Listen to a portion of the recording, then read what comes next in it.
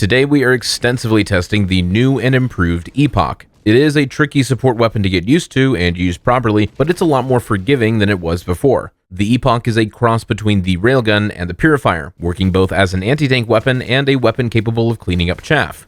As I mentioned, it can be difficult to use as it borrows the charging mechanic from the railgun. So if you're used to holding shots like with the purifier, you'll need to break that habit before you pick up the Epoch.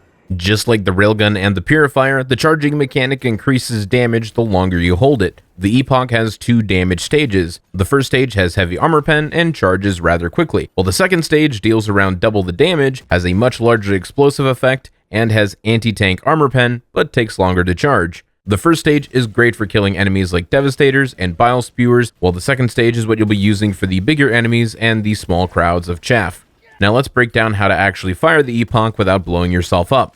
The first thing you'll want to do is break the habit of holding your shots like you do with the purifier. If you're used to using the railgun, this shouldn't be a problem, but for all of us purifier users out there, be careful not to hold the shot for too long. Thankfully, the Epoch has a few danger indicators to let you know when it's time to fire. The first is the most obvious. The Epoch has a charge meter on it that is visible while in first person, and letting the charge meter fill up completely is a reliable way to know when to fire. Stage 1 starts on the third bar of the meter, right here where it changes to a solid yellow.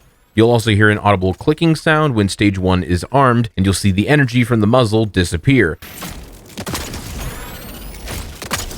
Stage 2 starts right around here where it turns reddish orange. At that point you'll see another muzzle flash, the last two bars will light up instantly, and the weapon's rods will insert into the launcher. You'll also hear a very audible beeping sound letting you know it's ready to fire.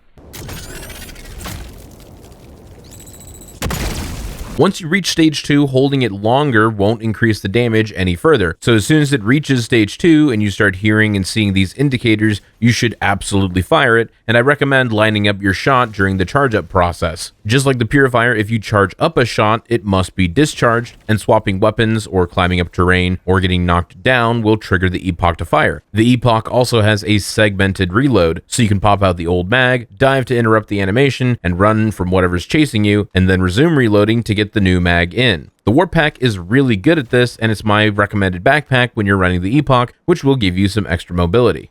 As for the projectile, it explodes on impact or in the air after its fuse time runs out. The fuse time is 0.6 seconds after leaving the barrel, giving it a maximum range of around 140 meters, depending on how much the projectile has to arc during its flight. It's important to note that both stage 1 and 2 share the same maximum range, fuse time, and projectile velocity. The only difference between the two is their damage, armor penetration level, and their explosion radius. Thanks for watching. You can catch part 2 by hitting the related video button right here.